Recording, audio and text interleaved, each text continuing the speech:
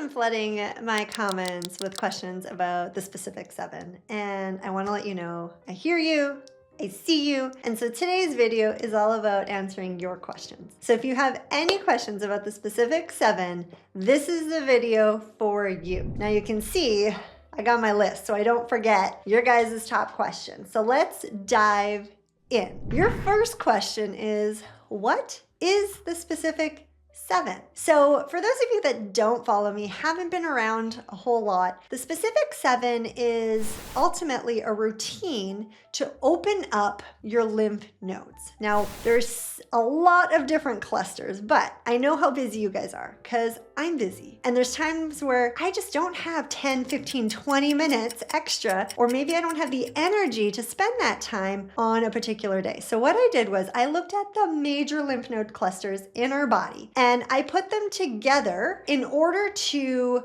ultimately get the best drainage outcome with the least amount of effort and time. And that's where I came up with the specific 7. So there's 7 groups of lymph nodes that you need to clear in order to help your whole body to drain. Now, the beautiful thing about the specific 7 is I literally give it to you in the order in which you need to open the lymph nodes up. Why? Because order is so important. It is so important. Think of like a traffic jam. We can't move a car at the back of the traffic jam. First, we got to move all the cars in front of it. Well, lymph node stimulation is the exact same. We got to open them up in the order in which I teach them. So that's what the specific 7 is it's a routine with the specific order for you to get full body drainage on a short amount of time or effort needed. Now, the next question is, how long or how much do I do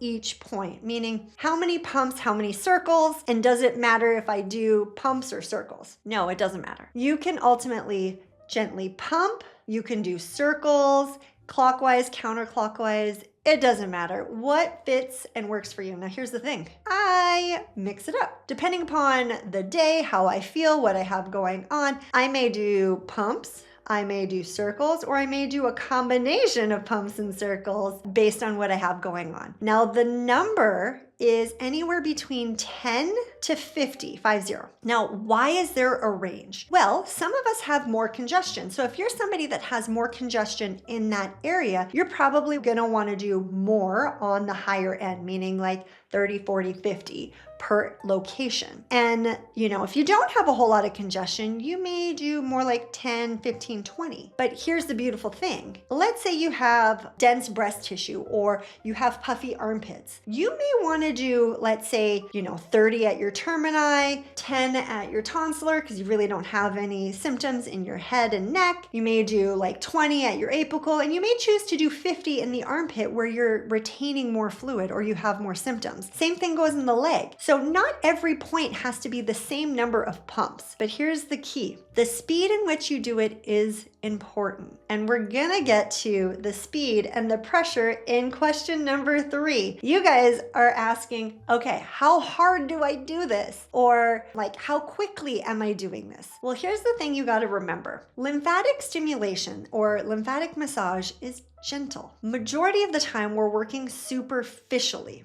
Okay, which means just below the surface of the skin. We're not going super deep. Yes, we have deep lymph and deep lymph nodes, and we'll answer that in question number 4, what to do. But ultimately, what you want to do is very light pressure. So what I want you to do is I want you to take your index finger and your middle finger, and these are the fingers that I generally recommend using because we use less pressure with those fingers. Index and thumb, we tend to be a little more aggressive, so we don't want to use those if we don't have to. Can you? Yes, you just need to be mindful of how hard you're pushing. So with your ring and your middle finger, you're gonna place it on your eyeballs and you're gonna gently push in until you feel pressure. Now back off if you start to see stars or colors or any change in the vision. That's too much. Or you can think of how hard would you push on a ripe avocado or a ripe tomato before it dents the flesh. We don't want to leave any dents. So very gentle. Now the speed in which we do it is going to be 1 pump or circle per second. So it's going to be 1,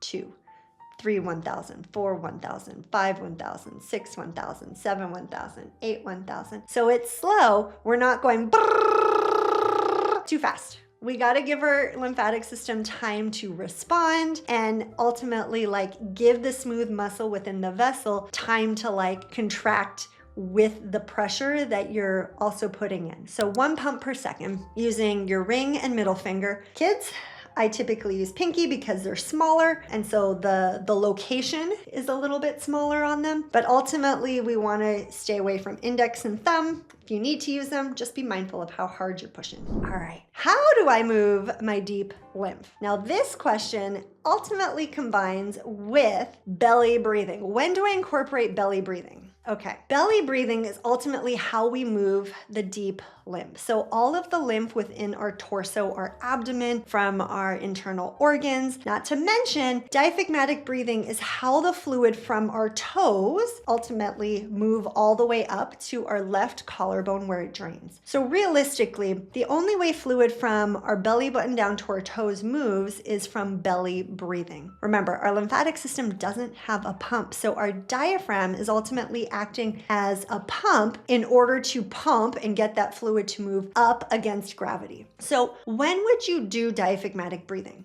Okay, this is really 3 possibilities that I like most. Here's the thing. Ultimately, I just want you belly breathing and practicing it. That is the biggest thing. So if you do it at any point during the specific 7 is way better than just not doing it at all. But here's my 3 times that I would recommend incorporating diaphragmatic breathing to get the best results from your efforts ultimately. So the first one or first option is after you clear your termini, you can go and diaphragmatic breathe. A lot of people find that the easiest way because they're like, okay, clear the end and then let's get that breathing going so that we can get things moving. It's really easy to remember. It's ultimately like the second thing that you do before you move on to the tonsillar node. So that's the first one. The second option is after you go through and you do your armpit, your axillary, you can go and do diaphragmatic breathing, your belly breathing, before you do the cisterna chyli. So you can ultimately do diaphragmatic breathing between the armpit and cisterna chyli.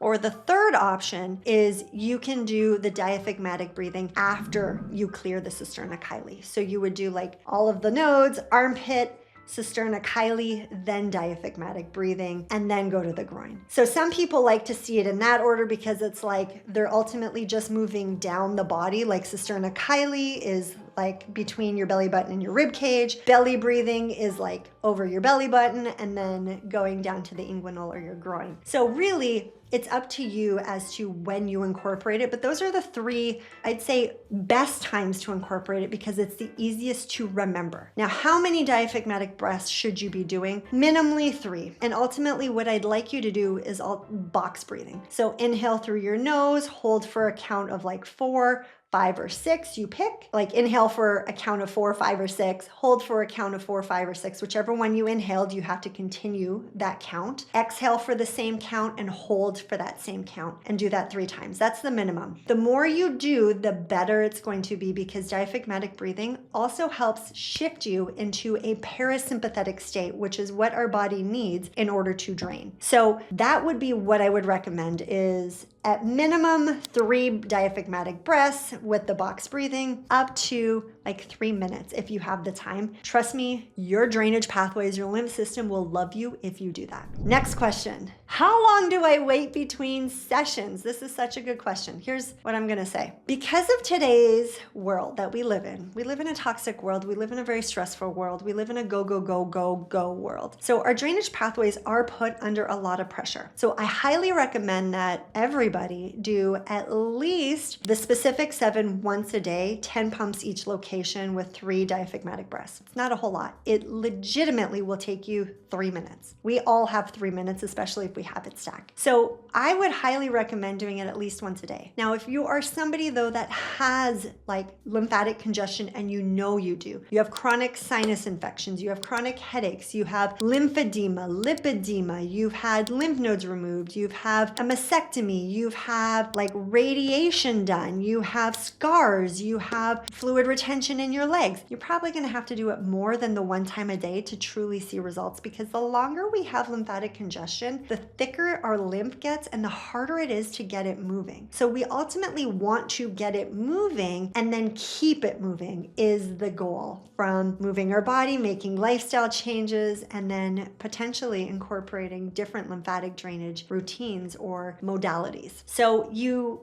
should at least do it once a day, but you can absolutely do it up to 3 times a day so long as you feel good. That's the big thing. If you start to feel really bad, back it off. You're doing too much. Your body is dumping too many toxins and waste products, because remember, our lymphatic system is our waste removal system. So if we do too much, we might be asking our body to ultimately like try and do like a spring clean of our entire house in an hour versus spreading it out. Like that's a lot to do. So back it off and listen to your body.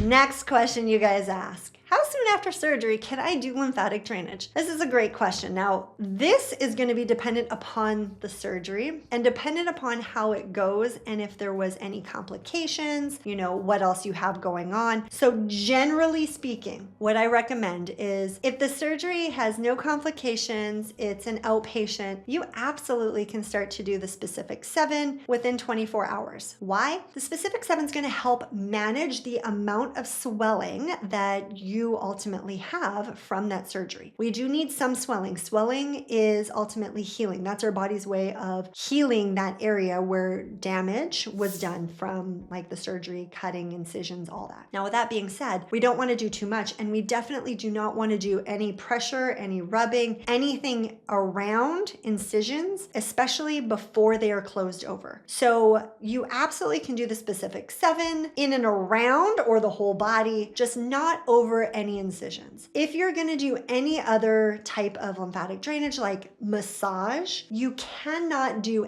any massage over any incision before it's completely healed over. It has to be totally healed over before we can start to incorporate more of the lymphatic vessel massage. And we can talk about that in another, like me answering your questions in another video. But realistically, what I find is when people incorporate lymphatic drainage post-surgery, gentle, easy, not over incisions, so long as there's no complications, and always check with your surgeon or your overseeing physician to see if it's right for you. But what I've been told and what I've seen with my own 2 eyes with my clients is they tend to heal faster. And their doctors are shocked with how quickly their body is recovering. And it's because you're managing the swelling and the waste removal versus it just sitting there, accumulating, slowing down your healing process. And then the last question, which is a tricky one for me to answer, is how soon will I see results? You're not gonna like this answer because it's not straightforward. It might be immediate, it might be months to years. Now, why such a variation? Well, because we all have different things going on. So the more that we have going on, the more complications, the more diagnoses we have, the longer we've had lymphatic congestion, if we've had surgery, if we've had lymph nodes removed, if we're on medications, if we're extremely sedentary, all of these things are going to impact how quickly we see results. So for some people, they're like, oh my gosh, I did this and I immediately felt a difference. That's amazing. But for some people, they're like, it took me months before I started seeing results. So what I'm going to tell you is, 1, be mindful of how long you've had the congestion. Don't expect it to fix overnight, as much as I wish it would. For some of you, it might, but you got to be patient. But 2, you have to be consistent. So doing it daily is going to be what's going to push the needle and move you forward. So it's really that consistency that's going to make a huge difference. Now, what are some of the things you can expect to see? Well, fluid reduction. So if you retain fluid, you're going to have less fluid retention, more energy, clearer thinking, less sinus congestion, less bloating, more stable mood. So less depression, better bowel movements, better sleep. There's so many things that can happen when you start to get your lymphatic system moving. Now, one thing you're going to have to do though is pay attention to how do you feel before you start doing it, and then how do you feel after you've been doing it for a couple weeks consistently. And like I said, the big thing is stick with it. I've never had somebody say that it has been a total waste of time and didn't do anything for them. All right, thanks so much for being here with me on your guys' questions, getting them answered. And if you have more questions about lymphatic drainage, pop them below and I'll make sure to do another video answering your guys' questions so that you guys can get the most out of your lymphatic drainage routines. Thanks for being here. And if you like this information, I would be totally honored if you guys would hit the subscribe button so that you will be notified when more content is dropped. Happy draining!